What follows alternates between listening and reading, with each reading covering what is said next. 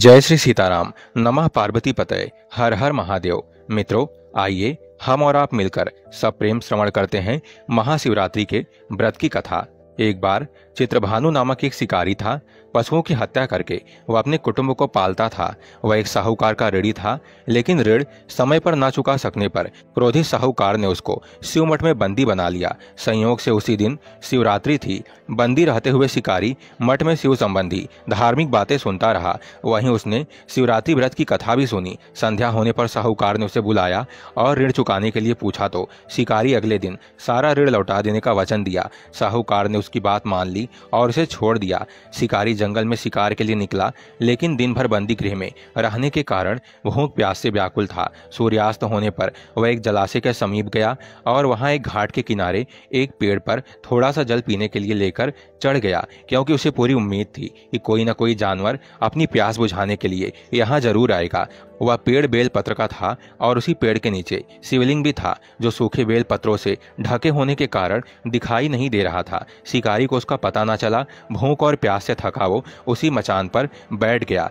मचान बनाते समय उसने जो टहनियां तोड़ी वो संयोग से शिवलिंग पर जा गिरी। इस प्रकार दिन भर भूखे प्यासे शिकारी का व्रत भी हो गया और शिवलिंग पर बेलपत्र भी चढ़ गए। एक पहर रात्रि बीत जाने पर एक गर्भिणी मृगी तालाब पर पानी पीने पहुंची। शिकारी ने धनुष पर तीर चढ़ाकर जो ही प्रत्यंचा खींची, उसके हाथ के धक्के से कुछ पत्ते एवं जल की कुछ बूंदें नीचे शिवलिंग पर गिरी और अनजाने में ही शिकारी की पहले पहर की पूजा हो गई। मृगी बोली, मैं गर्भिणी हूँ, शीघ्र ही प्रसव करूंगी। तुम एक साथ दो जीवों की हत्या करोगे, जो ठीक नहीं है। मैं बच्चे को जन्म देकर शीघ्र ही तुम्हारे समक्ष प्रस्तुत हो जाऊंगी, तब मार लेना। शिकारी ने प्रत्यंचा ढीली कर दी और मृगी जंगली झाड़ियों में लुप्त हो गई। कुछ ही देर बाद एक और मृगी उधर से निकली। शिकारी की प्रसन्नता का ठिकाना न रहा। समीप आने पर उसने धनुष पर बाण चढ़ाया। कुछ बेलपत्र नीचे शिवलिंग पर जा गिरे और अनायास ही शिकारी की दूसरे पहर की पूजा भी हो गई। तब उसने देखा, मृगी ने विनम्रता पूर्वक निवेदन किया कि मैं थोड़ी देर पहले ऋतु से निर्वृत्त हुई हूँ, कामातुर विरहणी हूँ, अपने प्रिय की खोज में भटक रही हूँ। मैं अपने पति से मिलकर शीघ्र ही तुम्हारे पास आ जाऊंगी। शिकारी ने उसे भी जाने दिया। 2 बार शिकार को खोकर वह चिंता में पड़ गया। रात्रि का आखिरी पहर बीत रहा था, तभी एक अन्य मृगी अपने बच्चों के साथ उधर से निकली। शिकारी धनुष पर तीर चढ़ाकर छोड़ने ही वाला था कि मृगी बोली, मैं इन बच्चों को इनके पिता के हवाले करके लौट आऊंगी, इस समय मुझे मत मारो। शिकारी हंसा और बोला, सामने आए शिकार को छोड़ दूं? मैं ऐसा मूर्ख नहीं हूँ। इससे पहले मैं 2 बार अपना शिकार खो चुका हूं। मेरे बच्चे भूख प्यास से तड़प रहे होंगे। उत्तर में मृगी ने फिर कहा, जैसे तुम्हें अपने बच्चों की ममता सता रही है, ठीक वैसे ही मुझे भी इनकी फिक्र है। इसलिए सिर्फ बच्चों के नाम पर मैं थोड़ी देर के लिए जीवन दान मांग रही हूँ। मेरा विश्वास करो, मैं इन्हें इनके पिता के पास छोड़कर तुरंत लौटने की प्रतिज्ञा करती हूँ। मृगी का दीन वचन सुनकर शिकारी को उस पर दया आ गई। उसने उस मृगी को भी जाने दिया।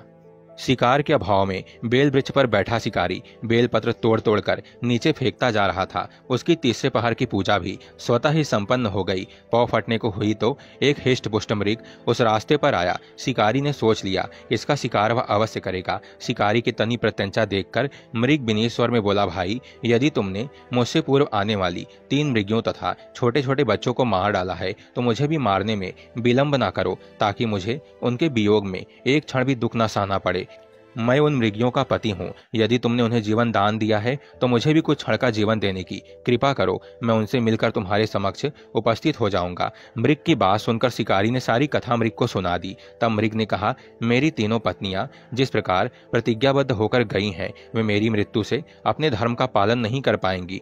अतः जैसे तुमने उन्हें विश्वास पात्र मानकर छोड़ा है, वैसे ही मुझे भी जाने दो। मैं उन सबके साथ तुम्हारे सामने शीघ्र ही उपस्थित होता हूँ। उपवास, रात्रि जागरण तथा शिवलिंग पर बेलपत्र चढ़ने से शिकारी का हिंसक हृदय निर्मल हो गया था। उसमें भगवत शक्ति का वास हो गया था। उसके हाथ से धनुष तथा बाण छूट गया और उसने मृग को जाने दिया। थोड़ी ही देर बाद वह मृग सपरिवार शिकारी के समक्ष उपस्थित हो गया, ताकि वह उनका शिकार कर सके।